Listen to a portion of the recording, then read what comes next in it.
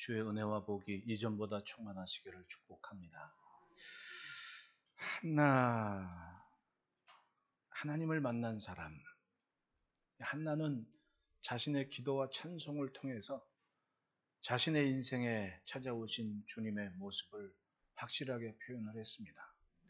이 기도와 이 찬송이 중요한 의미가 있다는 것은 앞부분 사사기를 보면 모두가 다 제 맘대로 사는 시대였다는 거예요.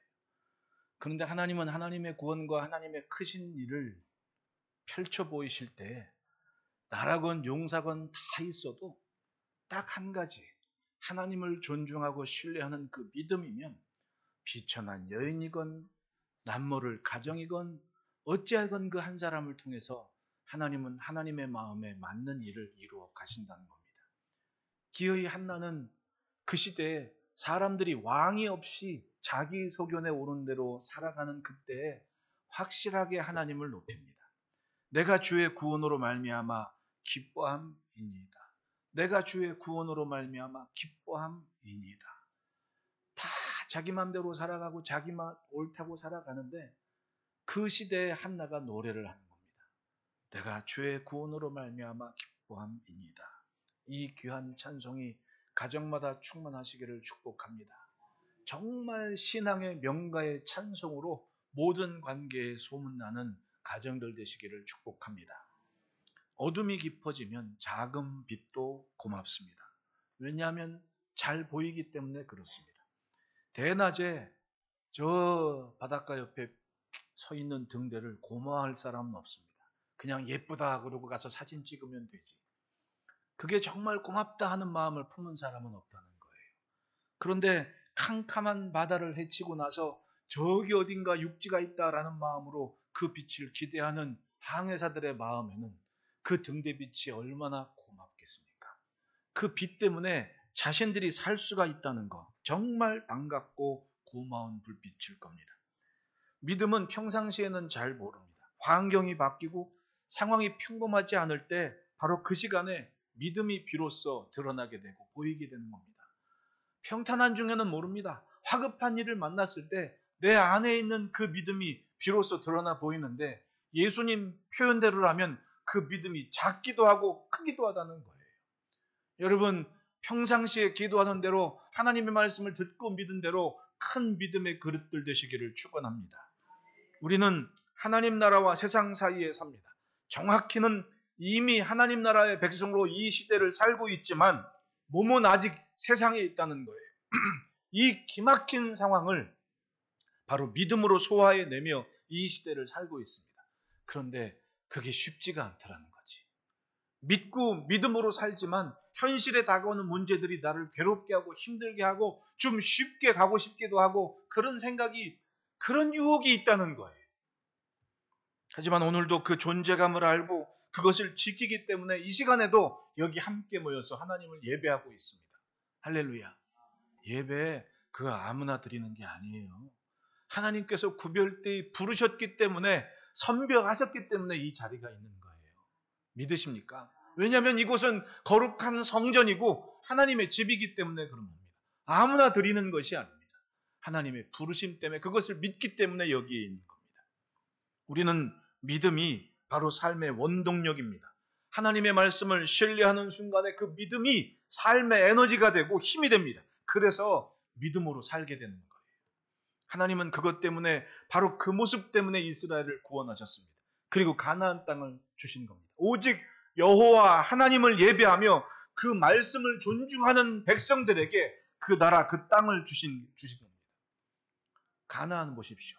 솔직히 이스라엘 사람들하고 상관없이 그 땅에 들어가서 자기들만의 그런 문화와 신앙과 종교와 가치관을 세우고 나라를 이루고 살아가던 사람들 아니었습니까? 그런데 마른 하늘에 날벼락이고 멀쩡히 잘 살고 있는데 어느 날 갑자기 한 40년 동안 광야에 살던 이스라엘이 자기네 땅이라고 차지하고 들어와서는 전쟁을 걸어오는데 막아낼 힘이 없는 겁니다. 무엇 때문이었습니까? 하나님께서 그 땅을 주셨다라고 표현을 하는 겁니다. 주셨다. 이스라엘은 멀뚱멀뚱 남이 다 집 짓고 살고 있는데 우리 거다 하나님이 주셨다고 차지하고 들어가는 거예요. 이 상황을 어떻게 표현하겠습니까? 성경은 하나님이 주셨기 때문에. 왜? 땅의 주인은 온 세계가 하나님의 것인데 그걸 인정하지 않고 엉뚱하게 바알 아세라니 이방 신상들에게 주인 노릇하는 신상들이 얼마나 하나님께서 못마땅해 보셨겠습니까? 그걸 아브라함과의 관계에서 미루어 보면 400년을 참고 보셨다는 거예요. 400년을. 참고 보셨던 하나님이 어느 날 가나안을 확실하게 걷어내고 다시 시작한다. 하나님을 존중하고 하나님의 이름을 존중하고 하나님을 섬기는 백성들에게 그 땅을 넘겨주시는 거예요. 그렇다면 이스라엘의 사명은 뭐였습니까? 하나님의 말씀을 따라 그 땅을 다스려야만 됐습니다. 땅을 다스려야 할 인생이 어느 순간 땅에 적응을 하며 살기 시작합니다. 그게 바로 열왕기의 역사 아닙니까?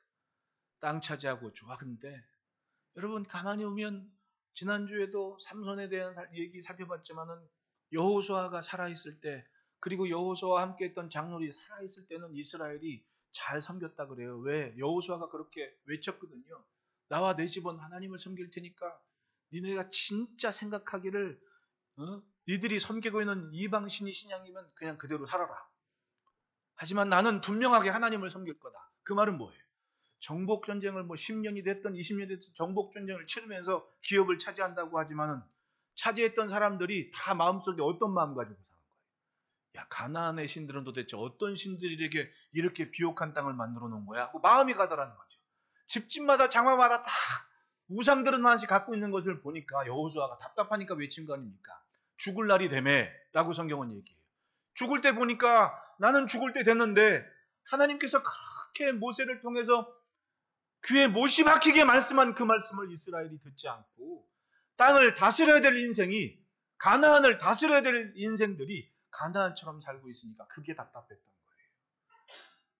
결정해라.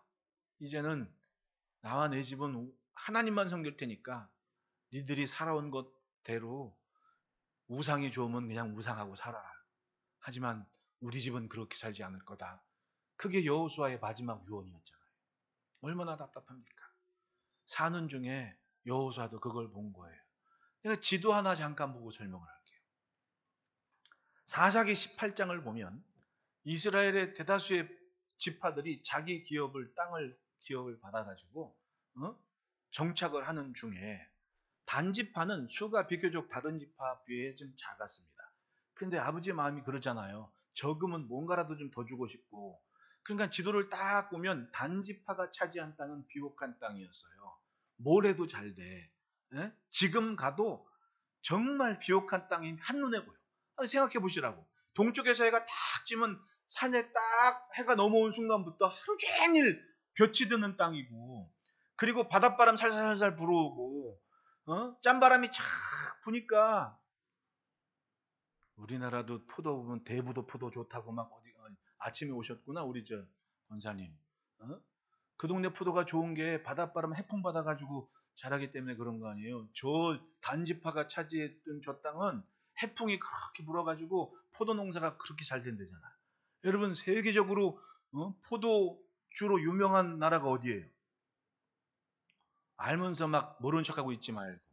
포도주 그러면 어느 나라 칩니까? 프랑스. 그런데 바티칸에서 포도주 뭐 쓰는지 아세요? 프랑스에서 나는 포도 안 씁니다. 저 땅에서 나는 포도를 써요. 지금도. 저 땅에 단지파가 기업으로 차지한 땅에 나테른 수돈이라고 있는데 거기 산지에 다 포도밭이에요. 거기서 나온 포도주 담근 것만 교황청에서 써요. 좋으니까. 내가 거기를 2002년도인가 겨울에 한번 가봤거든요. 근데 거기 그 포도원 관리하는 신부들 특징이 하나 있더라고. 열이면 열 다 코가 다 빨개. 매 그거 막 맛보고 몇 년도에 담근 거 표시하고 그거 해놓고 통에서 꺼내서 맛보고. 왜? 교황님이 드셔야 되니까. 그걸 그렇게 오죽 좋으면. 그 땅이 그런 땅이란 말입니다. 근데 단지파가 그 땅을 못 지켰어요. 왜? 성경을 보면 농사 짓는데 기막힌 사람들이 가나안 사람들이니까 그걸 좀 데리고 살려고 어쩌자 보니까 가나안 사람들을 쫓아내지 못하고 같이 살려고 마음 먹은 겁니다. 어떻게 돼요? 이 가나안 사람들이 힘이 더 세. 게다가 거긴 블레셋 사람들이 나중에 아브라함이 들어올 때 이미 블레셋 사람들 살고 있었습니다. 그 사람들은 세계사로 보면 청동기 시대에 철기를 가지고 온 사람들이에요. 그러면 부리로 만든 검하고 철로 만든 검하고 싸웁니다. 누가 이겨요? 철로 만든 검이 이기죠. 그 사람들이 작정하고 덤비니까 단지파는 그 땅을 차지하지 못하고 어떻게 돼? 도망치고 어디 딴 데 살 수 없을까 하고 올라간 게 저 에브라임 지파가 살고 있던 북쪽까지 올라가서 성지답사 갈 때 막 뭐 비아니스폴 이렇게 폭포 떨어지는 북쪽 가면 산 넘어가면 거기 텔단이라고 있어요. 단지파의 언덕이라는 거예요. 단지파의 언덕. 왜 쫓겨간 거예요? 기업으로 받았지만 믿음의 싸움을 싸우지를 못하고 말씀 붙잡고 씨름하는 사람들이 없었던 거예요. 다 뿔뿔이 더 도망가 버린 겁니다. 북쪽까지. 지난주에 얘기한 삼손은 그나마 삼손 아빠하고 엄마는 그래도 조상이 맡은 땅이 여기인데 어디가 살겠냐고 죽자고 믿음으로 버틴 집안이 그 집안인 거예요. 그러니까 그 집안에 삼손 같은 아들이 났지. 한나도 마찬가지입니다. 엘간에도. 신앙생활하기 세상이 쉬운 게 아닙니다. 신앙생활을 하려면요, 남들보다 세상 사람보다 조금 더 해내는 게 있는 겁니다. 조금 더 영적인 열심이 있어야 되고, 조금 더 신령한 것을 사모하는 마음이 있어야 되고, 조금 더 하나님의 말씀에 가깝고자 하는 의지가 없으면 땅을 다스려야 될 인생이 땅에 적응하며 사는 거예요.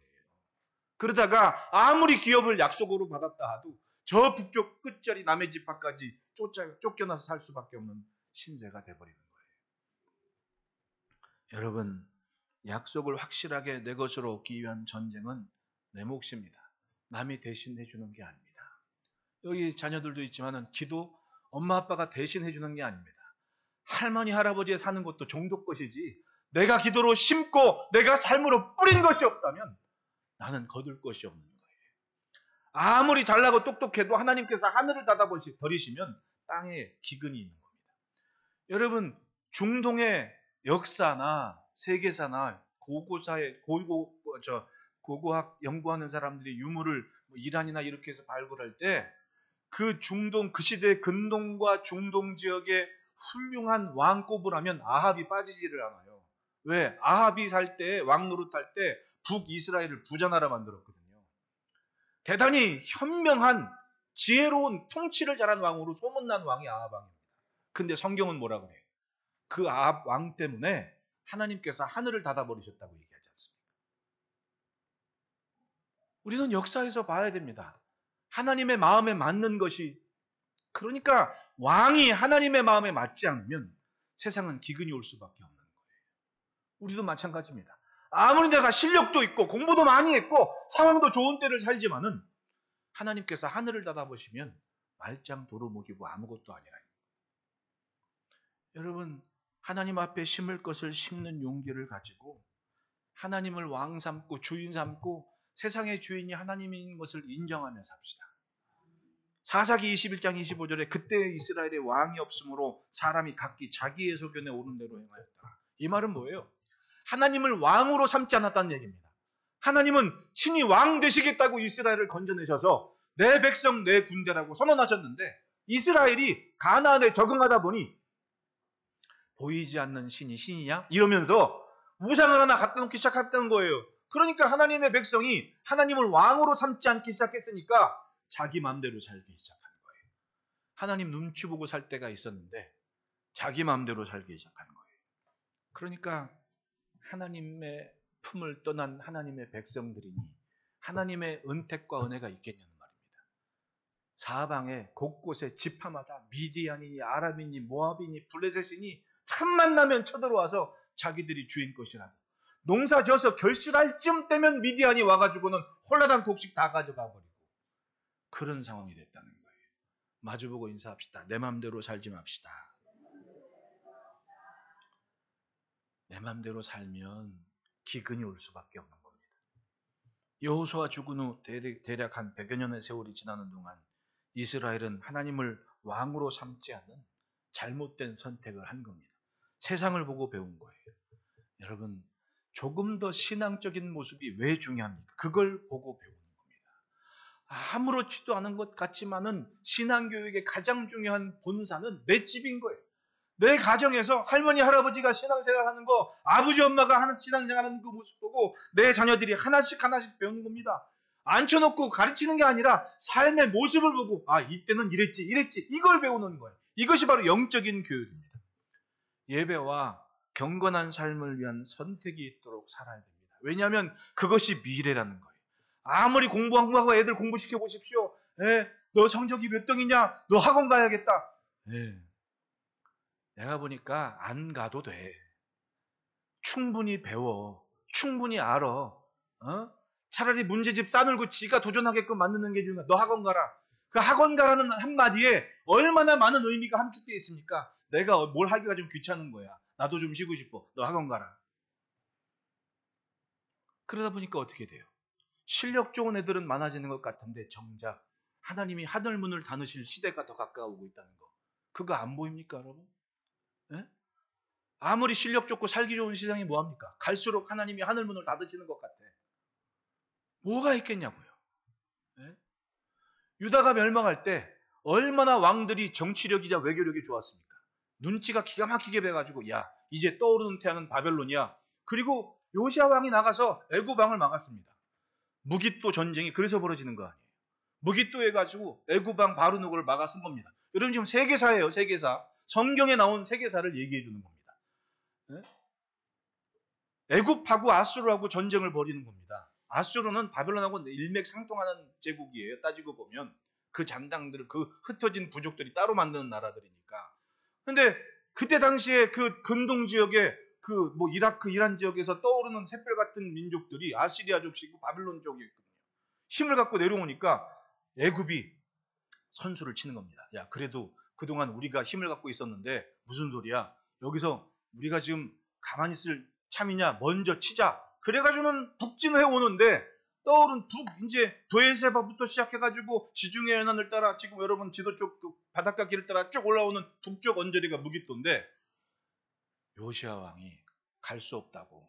왜냐하면 왕으로서 선택을 해야 돼요. 이거 괜히 길들였다가 떠오르는 샛별인 저 사람들이 북쪽에서 또 우리 괴롭히면 어떡해. 막아서야 될 거 아니야. 그리고는 젊어서는 어려서는 성전개혁도 하고 종교개혁을 하고 막 기도 열심히 하고 막 그랬다가 좀 왕이 돼서 좀 살만하니까 기도보다 더 중요한 게 정치적인 판단이었던 거야. 그러니까 딱 나가서 가지고는 못 간다고 나가서니까 그때 애굽의 왕이 이렇게 얘기해요. 정신 차려라. 내가 지금 하나님의 명령을 받고 가는 길이면 너는 지금 하나님의 일을 막는 거다. 라고 하나님의 백성의 나라의 왕한테 애굽 왕이 얘기를 합니다. 그러면 기도했어야죠. 아무리 자기의 증조 할아버지가 히스기야 왕이면 뭐예요? 기도했어야죠. 그런데 겁이 나는 거야. 누가 바벨론이. 그러니까 딱 막아서는 겁니다. 거기서 죽었어요. 그리고는 죽었으니까 어떻게 돼? 백성들이 추스려 가지고는 첫째 아들 왕 세웁니다. 근데 그때 애굽의 바로는 아수르한테 딱 나가 전쟁을 합니다. 근데 그 전쟁에서 쌍방이 서로 이겼다고 얘기해, 세계에서는. 근데 가만히 보니까 성경을 보면 승기를 잡은 쪽은 애굽 같아. 왜냐하면 이겼으면 팔레스틴 지역이 아수르께 돼야 되지. 근데 못 이긴 거야. 그러니까 이제는 전쟁 끝났다. 끝! 집으로 간다. 내려오는 길에 애굽의 바로 누가가 예루살렘의 왕을 바꿔버리는 거야. 누가 니들 맘대로 왕 세우라 그랬어. 그리고는 왕을 바꿔버리는 거예요. 어떤 왕으로? 애굽 말 잘들 왕으로.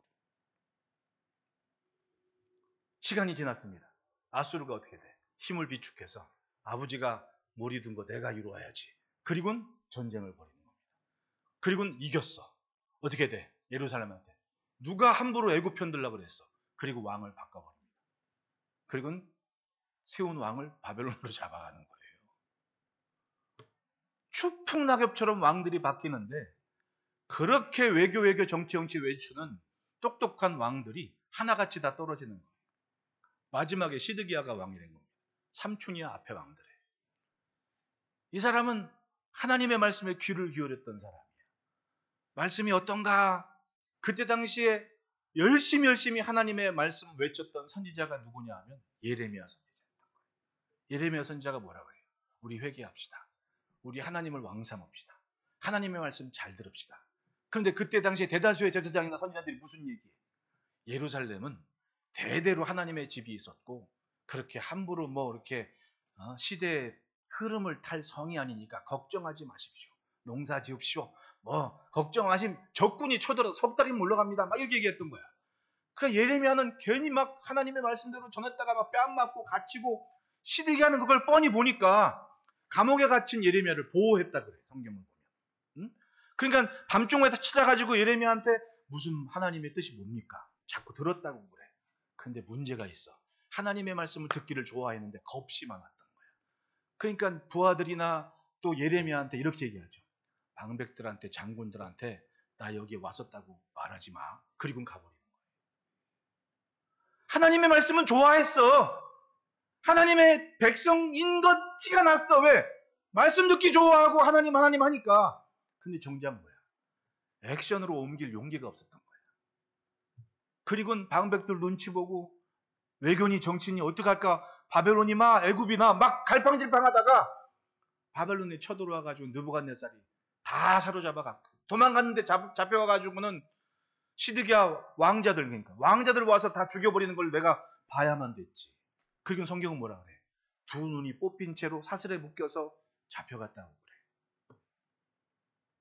그게 유다의 멸망이었던 거예요. 내가 하나님의 말씀을 존중하고 그걸 지키는 결단만 있었어도, 내가 왕으로서 하나님의 마음에 맞는 것이 뭔지, 여러분 우리도 마찬가지입니다. 잘 살았다고 천년만년 잘 살 것 같아요? 여러분 억만금을 쌓아두고 있어도 하나님께서 한꺼번에 불어버리시면 가치가 바뀌는 거예요. 옛날에 금보다 은이 더 가치 있을 때가 있었어요. 역사적으로는. 그 은보다 소금이 더 비쌀 때가 있었어요. 그러니까 시대적으로 딱 보면 재물의 흐름, 소금, 은, 금. 근데 금을 가지고 있다 한들 영원할 것 같아요? 어느 순간 금 말고 또 딴 게 나올 수도 있잖아요. 그거 하나님이 하시는 거라니까요. 그렇다면 돈 많다고 자랑할 것도 아니고 힘 세다고 자랑할 것도 아니에요. 하나님께서 한순간에 하늘에서 결정해버리면 모든 것이 그냥 아무것도 아닐 때가 있다니까요. 그럼 핵심은 뭐였습니까? 하나님의 마음에 맞는 사람. 하나님의 마음에 맞는 사람. 아무리 세상이 똑똑하다고 칭찬해도 아합은 하나님의 마음에 맞질 않으니까 기근이 왔잖아요. 마찬가지입니다. 하나님의 마음에 맞는 사람이면 맨날 기도한다고 그렇게 무시받고 허구한 날 왕이 기도하러 간다고 갈시받던 다윗도, 아니 아들 압살롬도 무시했잖아. 아버지는 맨날 기도하러 가고. 그리고 자기가 성문 앞에 딱 서가지고는 어려운 거 있으면 다 얘기해. 그러다가 아버지한테 반란을 일으킨 거 아니에요. 백성들은 그걸 찬성을 했네. 왜? 왕이라고 맨날 감람산 가서 기도하고 앉아있고는 하나님이 뭐라 그래 그 얘기나 하고 앉아있고 찬송이나 하고 이러니까 시덥지 않았던 거지. 근데 결과적으로 보세요. 하나님의 마음은 힘좋고 좋아 보이는 압살롬이 아니라 여전히 하나님을 찾는 다윗에게 마음이 가 있던 거 아니에요. 세상이 뭐라 하든 우린 성경을 가지고 세상을 봐야 돼요. 마주보고 인사합시다. 내 마음대로 살지 맙시다. 모두가 자기 마음대로 사는 때 하나님은 한나의 기도를 들으셔서 역사를 일으키시는 거예요. 그 이유가 뭐겠습니까? 한나는 하나님을 인정하는 가문의 정통이 있었고 전통이 있었고, 그리고 한나 스스로가 자기가 알고 믿은 그 하나님을 찾는 용기를 가진 겁니다. 1절을 보면 한나가 기도하여 이르되 내 마음이 여호와로 말미암아 즐거워하며 내 뿔이 여호와로 말미암아 높아졌으며 내 입이 내 원수를 향하여 크게 열렸으니 이는 내가 주의 구원으로 말미암아 기뻐함이니이다. 여호와같이 거룩하신 이가 없으시니 이는 주밖에 다른 이가 없고 우리 주 하나님 같은 단속도 없으심이니이다. 심히 교만한 말을 다시 하지 말 것이며 오만한 말을 너 입에서 내지도 말지어다. 여호와는 지식의 하나님이시라 행동을 달아보시느니라.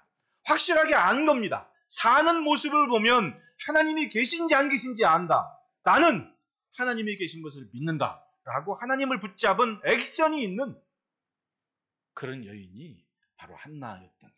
그래서 기도를 했던 겁니다. 원래 아이를 낳지 못한 여인이었다고 얘기해요.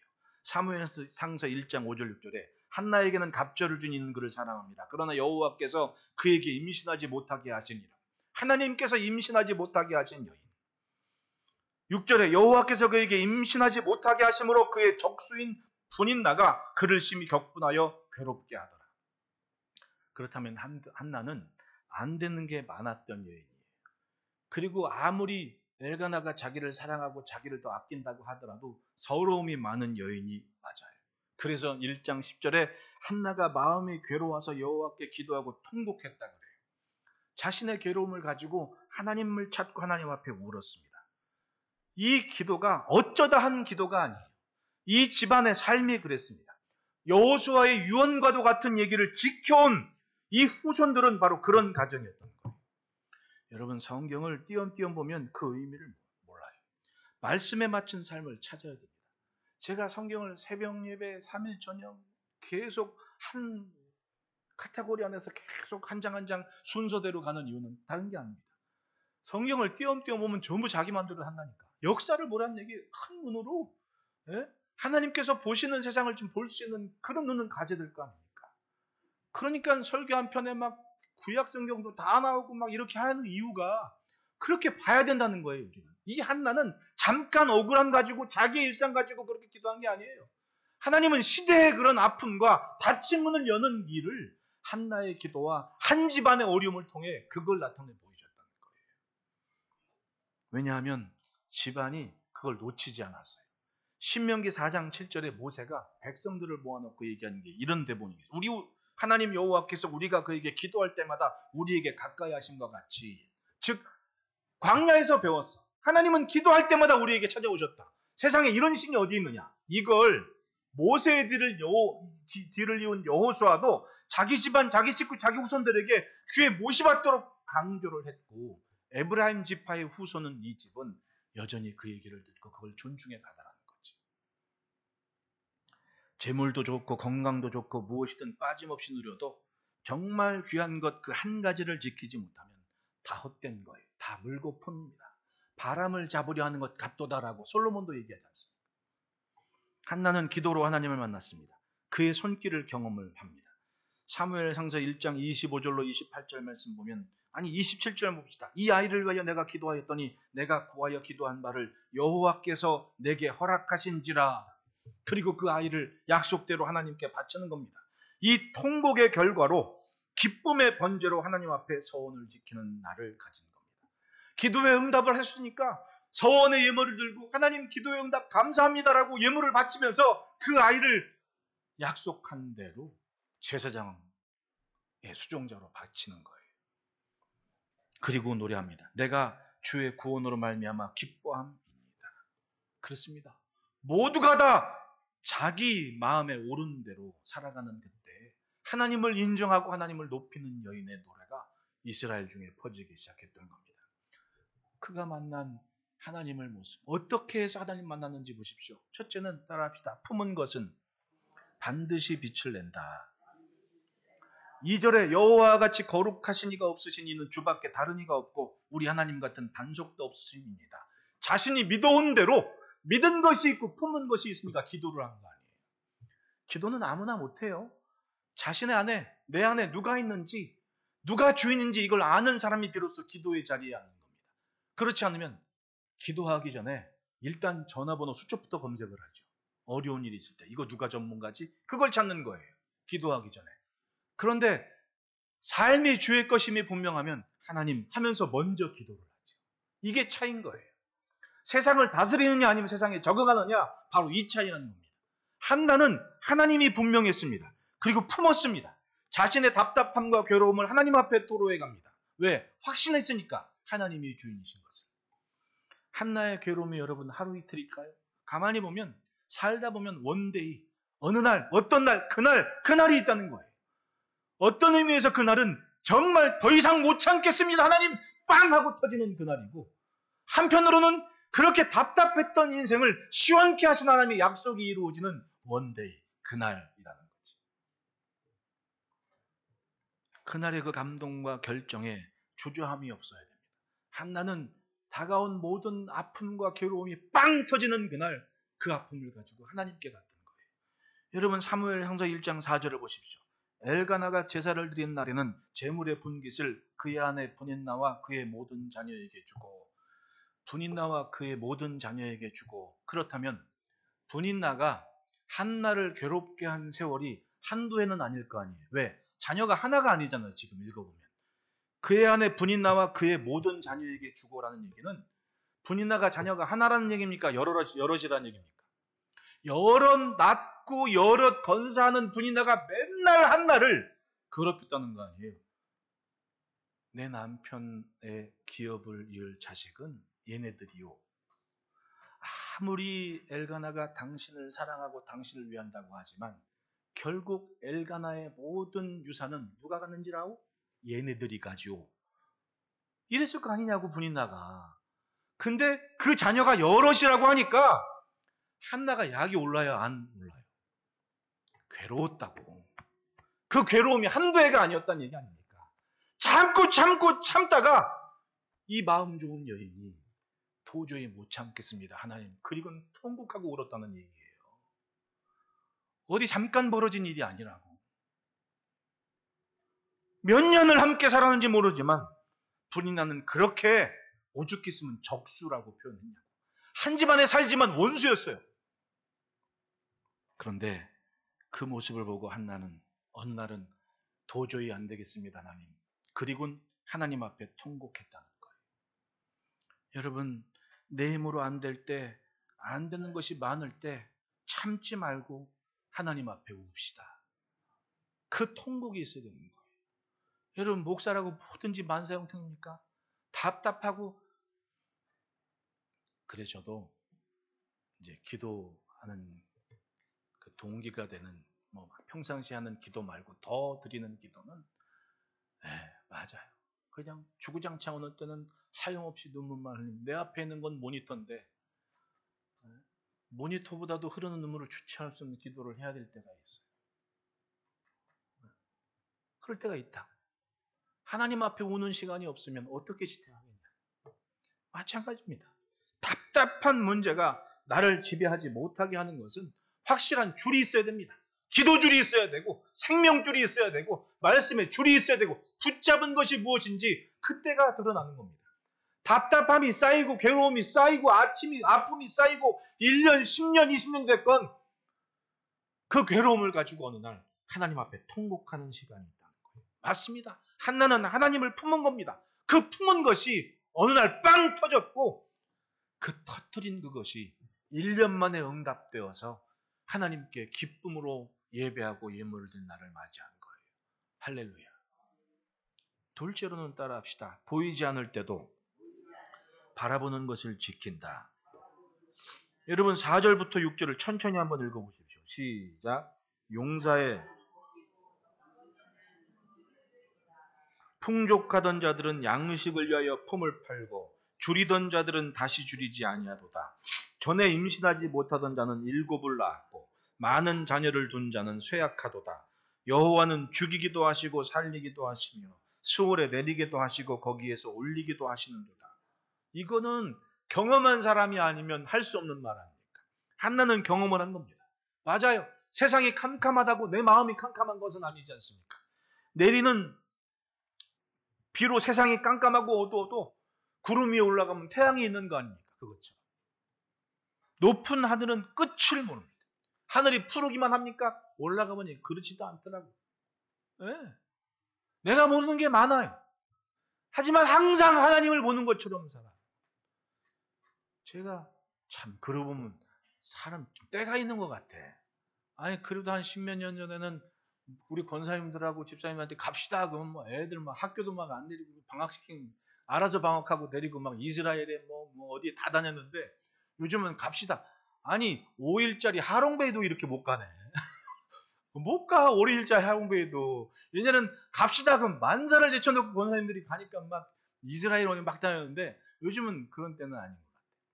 제가 청년들하고 정말 가보고 싶은 게 터키의 그 데린쿠유라는 지하 도시하고 로마의 그 카타콤베라는 지하 묘지. 그러니까 데린쿠유나 카이마클락은 지하 도시예요. 거긴 묘지가 아니라 숨어 들어간 사람이 땅굴 파고 거기서 도시를 만든 게 터키 있는 괴레메 지역의 카이마클락이나 데린쿠유고 보통 관광객들이 데린쿠유를 많이 가죠. 로마에 있는 카타콤베는 무덤이었어요. 왜냐하면 당시에 로마의 그런 윤리, 도덕 뭐 이런 거로 지금 군인이 무장한 채로 무덤을 못 가니까 살아남으려고 무덤 속으로 들어갔던 사람들이야. 그 시대의 크리스찬들이. 그러니까 카타콤베 가면 사람을 장례에 실었기 때문에 사람이 죽으면 마지막까지 남는 게 인이라 인. 그 인 냄새가 싹 배어 있어, 그 동굴 안에. 이게 무슨 냄새지? 그 거기서 이 설명을 해주더라고. 거기 지키는 사람이, 이게 사람이 뼈가 다 남은, 마지막 남은 인 냄새가 여기 배어서 그런 거라고. 그래서 거기 벽화를 이렇게 보면 이렇게 날카로운 걸로 벽을 이렇게 그림 그리는 거면 태양을 그려놨어. 태양을 보긴 봤나? 거기서 난 애들은 태양이 뭔지도 모를 거 아니야. 따라합시다. 마음은 태양이다. 신앙을 지키기 위해서 태양을 가르쳐 준 거야. 자식들한테, 애들한테 태양은 이렇게 생겼다. 밝은 빛이 있다. 횃불이 전부인 애들한테 태양은 이런 거야. 볼 수는 없어도 보는 것처럼 믿는 게 바로 그런 거 아닙니까? 네? 그런 거. 금년에 왜 주변에 많은 분들이 천국을 가시는지 모르겠어요. 6월 달에 장로님들도 그렇지만 주변에 목사님들도 그렇고. 근데 저는 자라면서 그래도 내 인생의 멘토 같은 분들을 책에서도 뭐 TV에서도 대바리 아버지, 그런 분들이 어느 틈엔가 보니까 내 정신세계에는 내 인성에 도움이 되는 그런 멘토들로 이렇게 보신 분들이거든요. 그 중에 하나가 1995년도에 상영된 영화 중에 아폴로 13호라는 영화가 있어요. 보신 분들도 계실지 안 계실지 모르지만 그게 인류가 우주에 대해 관심을 가지고 로켓을 만들어 쏘아 올리는 때가 1950년대 아닙니까? 근데 그 아폴로 13호가 3호를 테마로 한 그 영화가 그 95년도에 만들어졌거든요. 그때 주연 배우가 톰 행크스인데 그 사람 보고 알았어요. 그 사람 역할이 짐 러벨이라는 분인데 금년 8월에 돌아가셨거든. 내가 그분 만난 적은 없지만 그분을 존경했어. 그리고 어떤 분인지 모르지만 굉장히 신앙적이라는 거를 내가 믿겠어. 왜냐하면 아폴로 8호가 우주에 처음 올라가서 그러니까 많은 수학자들이 막 계산을 해서 나사에서 막 수학 대단한 사람들이 가보지도 않은 그런 우주를 생각하면서 계산을 해놓은 거 아니에요. 어느 정도의 압력과 어느 정도의 추력을 가지고 로켓을 쌓아 올려서 어떤 궤도에 올라가야 기가 막히게 대기권 넘어서 성층권으로 나아가면서 우주의 궤도를 올려서 지구의 중력에 따라 인공위성을 놓는, 이걸 다 수학으로 계산하는 거 아닙니까?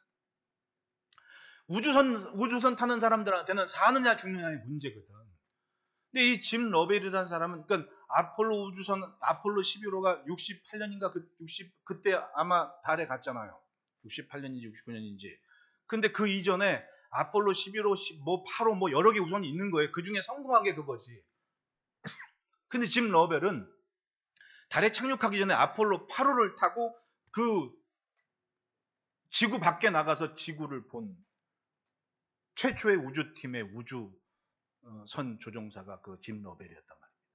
그때 내가 태어나지도 않을 때지. 1958년 이런 때였으니까. 그때 전 세계, 그러니까 미국 라디오가 있는 나라들에서 전 세계에 방송된 그 방송에 나온 얘기가 창세기 1장 5절인 거예요. 우주에서 처음 지구를 바라보고 성경을 낭독한 양반이 그 양반이에요. 그 양반이 지난 8월에 돌아가셨거든. 창세기 1장 5절 보십시오. 하나님이 빛을 낮이라 부르시고 저녁이 되고 아침이 되는 첫째 날입니다. 하나님의 창조의 손길을 본 거예요. 우주에서. 그리고 이야기한 게 대단하다, 멋지다 이게 아닌 겁니다. 창세기 1장 5절을 읽었다니까요. 대단한 사람 아닙니까? 역사에는 면면이 참 하나님만 품고 살아간 사람들이 얼마나 많은지, 그런 사람들의 흔적을 찾아내는 게 엄마 아빠들의 노력이어야 되고, 그래야 후손들한테 이런 거야 라고 알 수 있는 역사가 되는 거 아닙니까? 역사에는 하나님의 말씀을 품고 보이지 않던 미래를 보게 한 사람들이 많아요. 그런 사람들이 있기 때문에 우주는 이런 거야 라고 말할 수 있는 거 아닙니까? 특별히 그것이 하나님을 인정하는 사람들의 삶이기 때문에, 하나님의 손길을 보는 사람들이기 때문에 대단하다는 거예요. 여러분, 하나님을 바라보며 삽시다. 그러면 하나님의 손길을 만나요. 하나님은 충분히 세상을 뒤바꾸실 수 있으신 분입니다. 그러니까 한나는 그걸 경험한 겁니다. 힘 있는 용사도 넘어졌던 사람들한테 무너질 때가 있고, 풍족했던 사람들도 품꾼이 될 수도 있고, 줄인 자들이 있지만은 다시 줄이지 않게 될 날도 있고, 자식을 못 낳았던 여인도 7, 즉 완전히 충분히 낳고 행복할 때까지 자식을 낳을 수도 있고, 자식 많다고 자랑했던 사람이 힘을 잃을 때가 있다. 자신이 그것을 입증한 삶이 된 거예요. 하나님을 확실하게 만났고 정말 답답한 중에도 하나님을 바라보고 살았기 때문에 그 날이 있었던 거예요. 그래서 7절 8절 보십시오. 여호와는 가난하게도 하시고 부하게도 하시며 낮추기도 하시고 높이기도 하시는도다. 가난한 자를 진토에서 일으키시며 빈궁한 자를 거름댐에서 올리사 귀족들과 함께 하시며 영광의 자리를 차지하게 하시는도다. 땅의 기둥들은 여호와의 것이라 여호와께서 세계를 그것들 위에 세우셨도다. 그래서 하나님의 말씀을 품은 사람들이 머리가 되라는 거예요. 여러분, 자녀들을 위해 꼭 축복기도 하십시오. 매일매일 밥 먹으면서 기도하십시오. 머리가 될지언정 꼬리가 되지 말게 하시라고. 여러분, 나라의 지도자가 하나님의 마음에 맞는 사람이면 아무리 부실해도 나라는 잘 되게 돼 있는 거예요. 그런데 나라의 지도자가 하나님의 마음에 맞지 않으면 아무리 대단한 실력가라고 하더라도 하늘문을 닫으실 때가 있다는 거죠. 여러분, 자녀들을 위해 꼭 머리가 되도록 위해 기도하십시오. 사업을 하던 직장에 가던 그 머리의 자리에 앉기 위해서 기도해 주십시오. 왜? 그래도 하나님을 인정하는 사람들이 앉아서 결정을 할 때, 야, 이 정도는 아니지 않아? 라고 선을 그을 수가 있는 거예요. 그렇지 않으면, 야, 돈이면 돼. 윤리가 무너지는 세상이 되는 겁니다. 하나님을 인정하고 하나님을 바랍시다. 내 미래가 하나님의 손에 있습니다. 어쩔 겁니까? 어떻게 살아야 됩니까? 또 지금 무엇을 해야 됩니까? 젊은이들도 마찬가지입니다. 세상의 주인은 하나님이시라고 성경이 분명히 선언했으면 하나님을 주인으로 인정하고 그 하나님을 바랄 수 있는 시선을 가져야 됩니다. 그건 남이 대신 봐주는 게 아니에요. 나 스스로가 보고 그걸 쫓아가야 돼요. 그래서 셋째 따라합시다. 인정하고 확신한다. 10절 11절에 여호와를 대적하는 자는 산산이 깨어질 것이라 하늘에서 우레로 그들을 치시리로다. 여호와께서 땅끝까지 심판을 내리시고 자기 왕에게 힘을 주시며 자기의 기름 부음을 받은 자의 뿔을 높이시리로다 하니라. 엘가는 라마의 자기 집으로 돌아가고 그 아이는 제사장 엘리 앞에서 여호와를 섬기니라. 여러분, 집안이 중요한 거예요. 금년의 모토가 뭡니까? 명가의 삶이라고. 네. 집안이 중요한 겁니다. 정확히는 집안에서 지키는 것이 뭔지 그것을 확실히 알게 해야 됩니다. 우리 집은 이걸 해놔야 돼. 이건 꼭 중요한 거야. 다 모여. 엘가나의 집안은 대단했습니다. 사무엘상 1장 3절에 이 사람이 매년 자기 성읍에서 나와 실로로 올라가서 만군의 여호와께 예배하며 제사를 드렸는데 엘리의 두 아들 홈리와 아스비는 여호와의 제사가 거기에 있더라. 매년 성소에 올라가는데 21절 보십시오. 그 사람 엘가나와 그의 온 집이 여호와께 매년제와 소원제를 드리러 올라갈 때라고 얘기를 해요. 통상적으로 예수님 당시나 모세의 율법에나 확실하게 정한 것은 이스라엘의 모든 남자들이라고 얘기했거든. 실로에 가서 성소에서 번제를 드리고 제사하는 건 남자들 몫인데 이 엘가나는 그의 온 집이라고 얘기를 해요. 집 식구들 다 데리고 간 거야. 그러니까 희생제를 나누고 제물을 드린 다음에 나눠줄 때 한나한테는 두 몫을 준다는 표현도 마찬가지 아닙니까? 같이 갔으니까 온 집안을 데리고. 그렇게 대단한 집안인 거예요. 아까 지도 봤지만은 북쪽 언저리에서 실로가 있는 그 산지까지 가려면 산지에서 내려와서 평지 지나서 산지로 가야 되는 거야. 다른 집안처럼 밑에서 살다가 그냥 산 올라가서 예루살렘 아니면 실로, 그게 아니라니까요. 산지에서 내려와서 평지를 거쳐서 또다시 산지로 올라가야 되는 거예요. 세금 땅까지. 힘든 여정이죠. 그걸 집 식구들 데리고 갈래 봐. 한 달 보름은 걸릴 거 아닙니까? 그걸 했다는 겁니다. 엘가나가. 뭐 때문에? 여호수아가 외쳤거든. 집집에 이방 신상 섬기고 기도 백날 해봐야 들어준 적 있느냐? 그런데도 그걸 섬길 거냐? 그거 신이라고 생각하면 그걸 섬겨라. 나와 내 집은 여호와 하나님만 섬길 거다 라고 유언을 했어요. 그 유언을 에브라임 집과 후손들이 다 지켜가면서 하니까 우리 집은 번제 드리러 다 간다. 그리고 바리바리 다 싸들고 집 식구들 다 데리고 갔다는 얘기 아닙니까? 그건 이 집안 분위기 자체가 하나님을 인정하고 하나님을 확신한다는 것 때문에 온 가족 수련회 하는 거야. 그냥 그날 한 달 반 걸려도 다 모여. 한나의 기도를 봐도 그렇습니다. 보통 평범한 여인의 기도와는 다른 게 있어요. 1장 11절에 보면 서원하 이르되 만군의 여호와여 만일 주의 여종의 고통을 돌보시고 나를 기억하사 주의 여종을 잊지 아니하시고 주의 여종에게 아들을 주시면 내가 그의 평생에 그를 여호와께 드리고 삭도를 그의 머리에 대지 아니하겠나이다. 이거 나시린의 규례를 이 여인이 알고 있다는 얘기고 믿고 있다는 얘기입니다. 그리고 나실이 내 기도를 서원한다는 얘기는 하나님을 인정하고 하나님의 것을 알고 있다는 거예요. 이거 하나님 겁니다. 그걸 이 여인은 아직 잊지도 않은 자식이 하나님의 것이라고 기도를 하고 있다는 거예요. 어느 시대라고요? 세상 전부가 하나님 없이 자기 소견에, 즉 내가 옳은 게 옳은 거야, 그리고 살아가는, 자기 마음대로 살아가겠다는 거예요. 나는 조금이라도 더 읽고 조금이라도 경험하면서 시야가 좀 넓어졌으면 좋겠어요. 특히 우리 청년들과 마찬가지고. 네. 조금이라도 더, 여러분 내가 늘 얘기하는 게 그거 아니에요.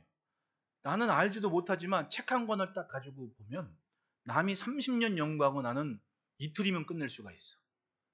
얼마나 좋은 세상입니까?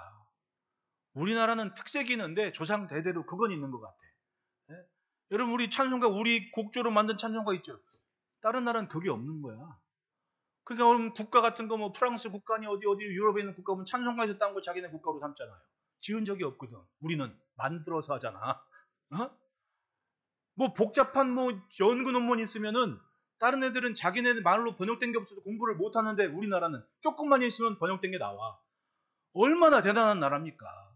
그러면 진짜 막 앉아 있어도 뭐 세상 유명한 사람 강의한 거 한 달 지나면 우리나라 책으로 나와.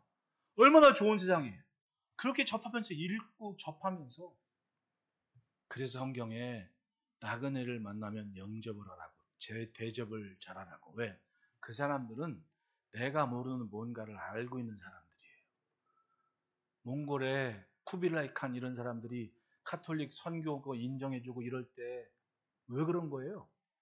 당신들 마음대로 선교 활동하는데 두 가지를 해라.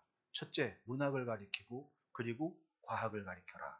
그걸 조건으로 하고 인정을 해준 거예요. 왜? 자기들은 평생 말 타고 돌아다니만 하거든. 그게 자기들 지식의 한계야. 그러니까 그 안에서만 다 얘기하고 그게 기준일 거 아닙니까? 근데 이 사람들은 다른 세상을 보고 그걸 얘기해 주는 거야. 그러니까 하나님도 광야의 이스라엘한테 나그네를 영접하라고. 왜? 그 사람들 얘기를 들으면 근동 지역의 흐름을 알고 물건을 알고 그런 거 아닙니까? 하나님이 지어진 세상이 협소한 내 시야가 전부가 아니라는 거예요. 근데 문제가 생겼어. 가나안 땅 들어가서 살만하니까 다 내 맘대로 되는 줄 아는 거야. 이게 문제인 거야. 마주보고 인사합시다. 교만하지 맙시다. 내가 뭔가 할 수 있는 자리에 올랐을 때 겸손해야 돼. 내가 뭔가 할 수 있는 자리에 섣부르게 교만했다가는 결국은 그게 망하는 길인 거야. 이래서 무서운 거예요. 하나님 없이 사는 세상이었습니다. 그런데 한나는 하나님의 것을 구별할 줄 아는 지식을 가진 겁니다. 아이를 주시면 그거 하나님 겁니다. 그리고 11절, 엘가나는 라마의 자기 집으로 돌아가고 그 아이는 제사장 엘리 앞에서 여호와를 섬기니라. 이때 한나, 분인나, 엘가나는 자기 집안 식구 온 식구 데리고 서원 제물, 감사의 제물, 성취의 제물을 준비해서 하나님 약속을 이루셨군요. 감사의 제물을 들게 하면서 에브라임 지파 땅에서부터 또 실로까지 간 거 아니에요. 거기 가가지고는 번제를 다 드릴 때 그때 주인공이 누구겠어요, 여러분? 나는 한나가 주인공이라고 봐. 물론 하나님이 하시는 일이지만 주인공 배우를 섭외를 한다면 당연히 한나지. 왜? 한나는 그 행렬 자체가 한 달일지 일주일일지 모르지만 행렬 자체가 지금 누구를 위한 거야? 사무엘을 바치는, 약속을 이루는. 그러면 여행 가는 내내 한나가 뭘 했을까? 내가 만약 영화를 만나면 아침에 눈 뜨자마자 분인한테 그래. 봤지? 이거 했을 것 같아. 특히 결정적으로 사무엘을 딱 엘리한테 딱 드리면서 딱 드릴 때는 옆에서 한나가 분인나를 째려봤을 것 같아. 봤지? 성취의 날이거든, 자기한테는. 하나님을 인정하고 믿은 것에 대한 확실한 선언의 날이거든, 그 날이. 아이가 있고 없고 그건 중요하지 않아. 하나밖에 안 나도 좋아. 이건 하나님의 것인 거야. 왜? 그것이 자기의 인생을 들어 하나님을 인정하고 확신한 믿음의 고백이고 성취 아닙니까? 그랬더니 하나님도 그냥 있지 않으시더라. 왜냐? 2장 21절을 보십시오. 다 같이 한번 읽어봅시다. 시작.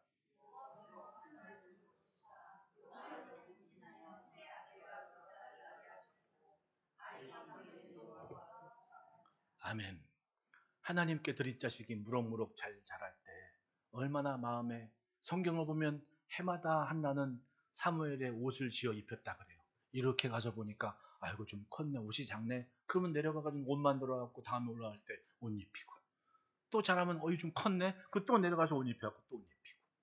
그런데 그런 모습 보고 하나님은 한나가 정말 이뻐가지고 자식 5을 더 줬다고. 할렐루야.